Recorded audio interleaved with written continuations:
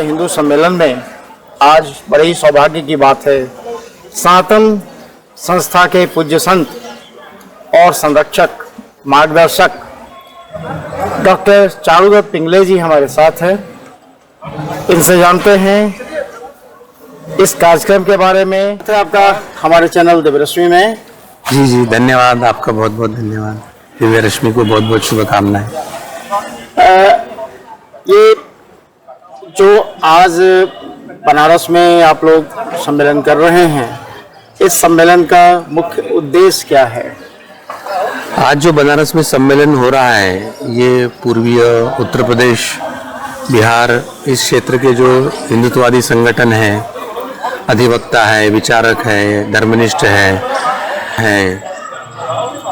तो हमारा अभियान जो है हिंदू राष्ट्र की स्थापना है तो प्रयास करना, तो ये हम सभी का अभियान है। तो एक संगठित कैसे हो, कुछ योजना कैसे बने, ये जो नैरेटिव वॉर हो रहा है, जो फेक नैरेटिव से हिंदुओं को भ्रमित किया जा रहा है, तो काउंटर नैरेटिव कैसे निर्माण करें, धरातल की कुछ योजनाएं कैसे बनाएं।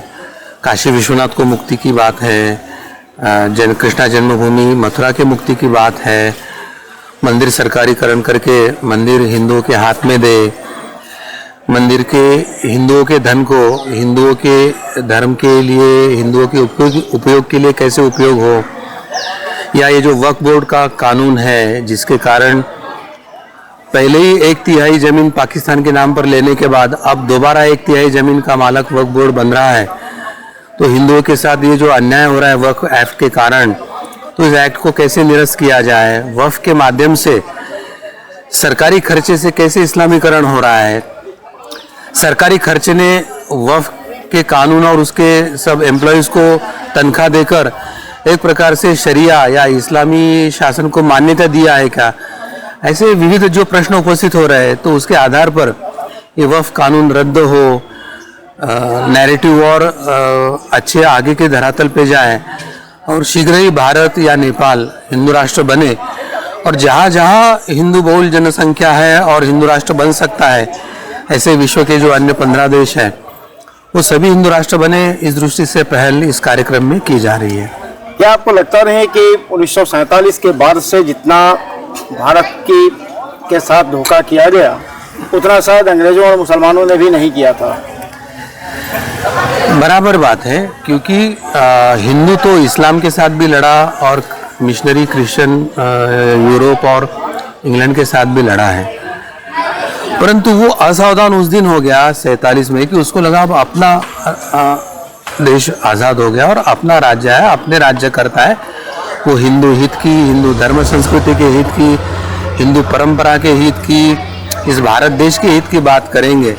परंतु हमारा दुर्भाग्य था, हमारी असावधानी हमारा शत्रु हुआ।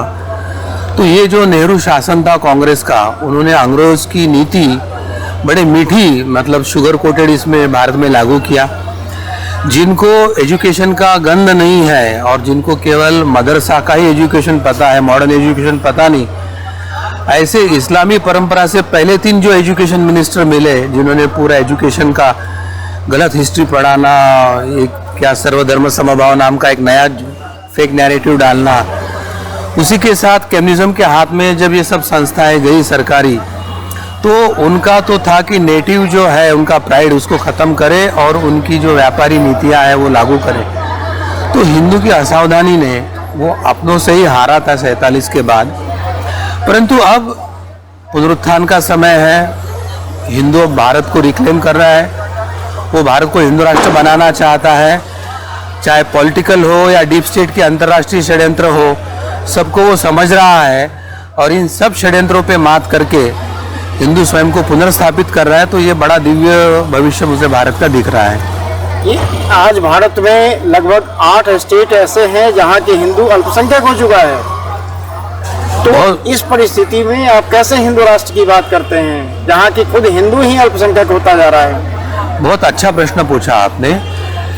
ये जो माइनॉरिटी नाम की जो चीज़ है, तो हिंदू कश्मीर में माइनॉरिटी में है परंतु उसको माइनॉरिटी का स्टेटस नहीं मिला, हिंदू नॉर्थ ईस्ट में माइनॉरिटी में है परंतु उसको माइनॉरिटी का स्टेटस नहीं मिला, अब 9 प्रांतों में पूर्णतः माइनॉरिटी हो गया है, फिर भी उसको माइनॉरिटी का स्टेटस नहीं मिला है। तो ये बड़ी विडंबना है भारतीय संसद की और सभी पॉलिटिकल पार्टियों की कि उन्होंने माइनॉरिटी शब्द की डेफिनेशन भी नहीं किया और सेकुलरिज्म शब्द की डेफिनेशन भी नहीं किया। तो इसके आधार पर उन्होंने देश को और हिंदुओं को बर्बाद किया, ऐसे हिंदुओं के मन में भावना है। ये जब कोई हिंदू मरता है या हिंदू का जेनोसाइड होता है तो ना कोई पॉलिटिकल पार्टी बोलती है, ना सुप्रीम कोर्ट बोलता है, ना कोई संस्था बोलती है। लेकिन अगर एक मुसलमान के ऊपर कुछ हो जाए तो पूरे विश्व में तहलका मच जाता है। तो क्या हिंदू कीड़े मकोड़े हैं? ऐसा विश्व ने आज तक बर्ताव किया है हमसे, परंतु हिंदू ये बहुत शौर्यशाली कौम है। पहला और दूसरा जो विश्व युद्ध है उसके अगर आंकड़े देखते हैं तो उसमें जो विजयी बाजू है तो उसमें से भारतीय सेना ने ही दिव्य और एक दिग्विजय किया था। वो कोई अंग्रेज़ों की या यूरोप की विजय नहीं थी। तो ईसाई और इस्लाम ये जानते हैं कि हिंदू शौर्यशाली कौम है, तो विश्व में आपस में तो लड़ रही है मगर भारत में वो एक होकर लड़ रही है।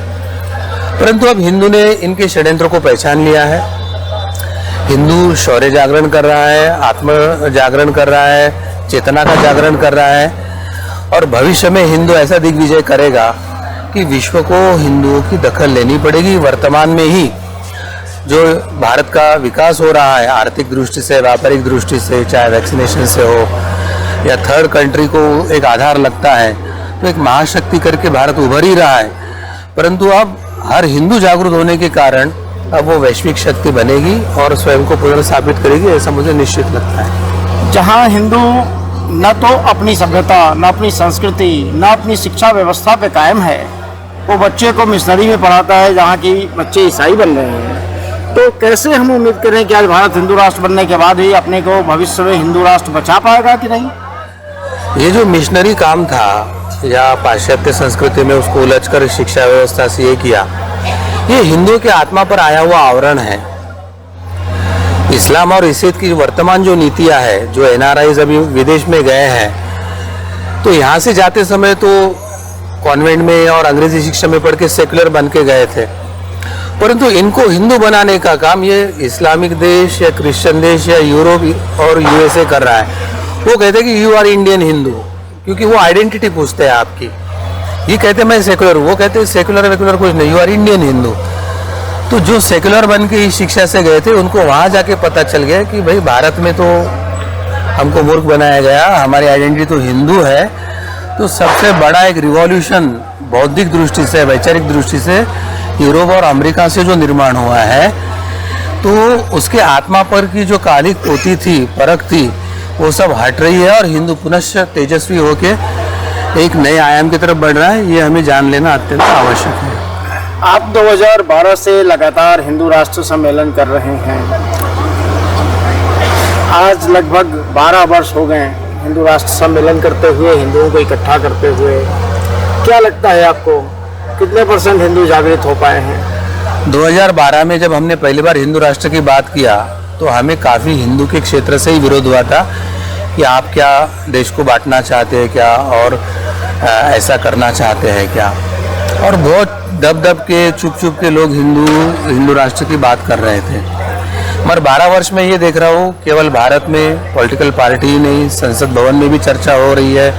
संसद भवन के बाहर के क्षेत्र में सांसद भी चर्चा कर रहे हैं। और अभी इस्लामिक देश जो है, क्रिश्चियन देश है, वो भी डर रहे हैं कि अब भारत हिंदू राष्ट्र घोषित होगा। तो हिंदू राष्ट्र ये भारत की हिंदुओं की मांग है और भारत हिंदू राष्ट्र घोषित हो सकता है। यह डर जो विश्व में पैदा हुआ और ये जो चर्चाएं हो रही है वो हमारे 12 वर्ष के अधिवेशन की फलश्रुति है, ऐसे मैं मानता हूँ। एक और मुहिम था लव जिहाद का और हलाल सर्टिफिकेशन का। हलाल पे भी मोरलेस आपकी जीत हो गई है। लव जिहाद और हलाल का हमने अभियान चलाया, जागृति लाई है। उत्तर प्रदेश और माननीय योगी जी इन्होंने पहल करके इसके संदर्भ में कुछ कानून बनाने की पहल किया है। पर हम भाजपा को आह्वान करते हैं कि उनके सभी प्रांत के मुख्यमंत्री योगी जी का ये आदर्श लेकर हिंदू हित में लव जिहाद और हलाल जिहाद के संदर्भ में योग्य कानून बनाए। और ये जो हलाल इकोनॉमी का एक आर्थिक जिहाद का संकट आया है या एक लव जिहाद अभी भी छुपकर अन्य अन्य मार्गों से चल रहा है, उसको पूर्ण निरस्त करने के दृष्टि से ठोस कानून बनाए और किसी भी अन्य धर्मियों के साथ विवाह करने का नोटिफिकेशन उनके माता पिता को पहले जाए और माता पिता की सम्मति के साथ बेटी का विवाह हो। विवाह के पहले या बाद में धर्मांतरण का दबाव किसी पे ना रहे, धर्मांतरण इस तरह का गैर कानूनी माना जाए। और अगर ऐसे विवाह किसी कारणवश हुए भी है तो उनको वो हिंदू लड़की होने के नाते उसको हिंदू मैरिज एक्ट और हिंदू जो संपत्ति का कानून है वो लागू होकर उसको पूरे उसके लाभ मिले। इस तरह के कुछ पहल सरकार को करना चाहिए, ऐसे मुझे लगता है। जी बहुत बहुत धन्यवाद आपका बहुत आभार। जी आपने अपना आपका समय भी दिया। बहुत आभार।